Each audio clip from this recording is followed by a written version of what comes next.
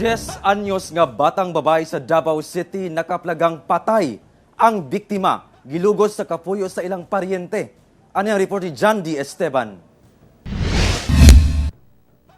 Dinhina sa sagingan sa hilit gadapit sa Purok 5, Barangay Dalagdag, Kalinan District sa Davao City. Nakaplagan ang patayng lawas ni ining 10 anyos nga babae. Ang patayng lawas nadugta na.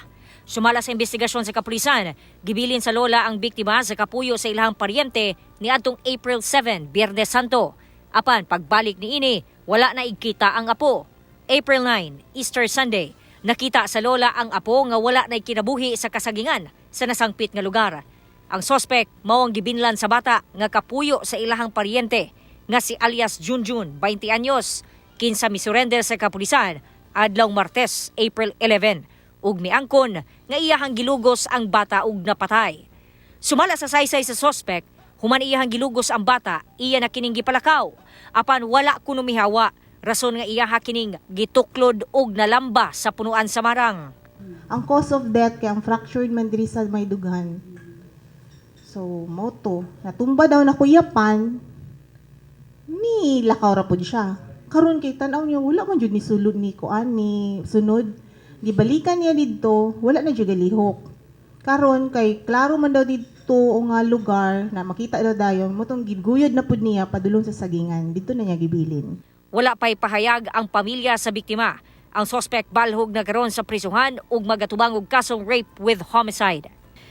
Ang Davao City ang dunay labing daghang kaso sa rape sa Davao Region. Niadtong 2022 sa 604 rape cases sa rehiyon, 144 ang sa Davao City. Kadaghanan sa mga biktima, minor de edad ug sagad sospek, kaila o kabanay ra sa biktima. Muna ang importante na matag pamilya kabalo about unsa ang mga prevention gani. Dili lang yung isalig jud no sa paryente labi na kung mga gagmay na bata. Daghang kaso sab sa pagpanglugos mahitabo sa mga rural community. Sa mga rural communities, ang lisod jud kay lagyo sila ma'am.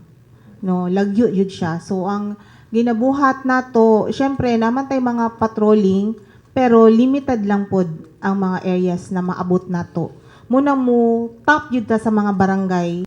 Kanunay pahimangno sa otoridad sa mga biktima sa pagpanglugos nga dili mahadlok, magpatabang ug isumbong gilayon sa kapulisan aron madakpan ug dili mugara ang mga suspetsado.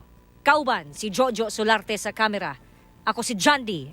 Esteban para sa One Mindanao.